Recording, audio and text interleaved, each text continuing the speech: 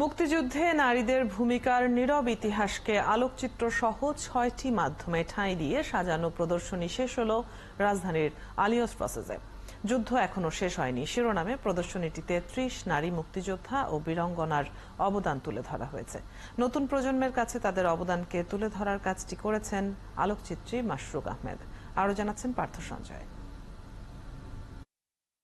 এ যেন নীরবতা ভাঙার এক আয়োজন, যে নারী মুক্তিযোদ্ধাদের ইতিহাসটা অনেকটাই অজানা, অনেকটাই নীরবে হারিয়ে যেতে বসেছে।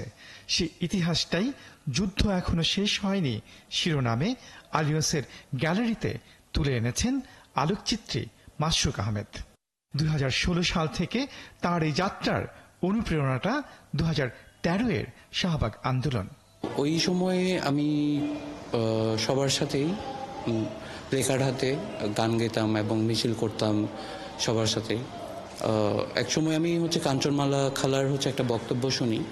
তো কাঞ্চনমালা খালা তখন বলেছেন আর কি, আমাদের যুদ্ধ এখনো শেষ হয়নি, আমাদের যুদ্ধ আরেকটা রয়ে গেছে, যে যুদ্ধ আমাদেরকে লড়াই করতে হবে।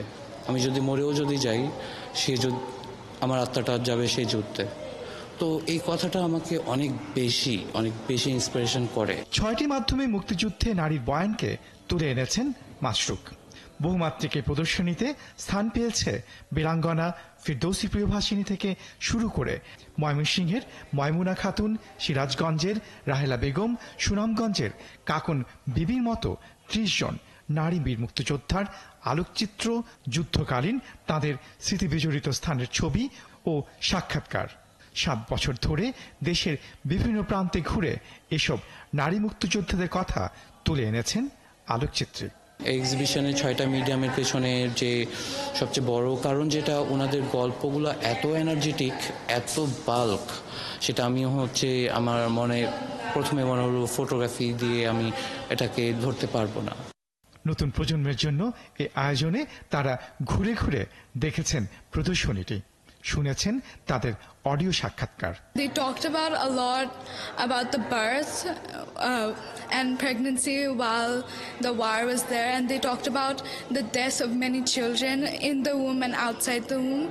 And I think that's a topic that's not talked about much during the war. It's mostly about how the war went away and the politics. I think this was a really nice approach because usually the role of women অনেকখানি diminish হয়ে থাকে, so bringing these to light was very important and I really appreciate that. প্রদর্শনীটির curator ASM Rezaur Rahman. প্রদর্শনীটি নিয়ে দেশের শিক্ষা প্রতিষ্ঠানগুলোতে যাবার ইচ্ছে আলোকচিত্রী মাশরুক আহমেদের। পার্থ সঞ্জয়, ৭১, ঢাকা।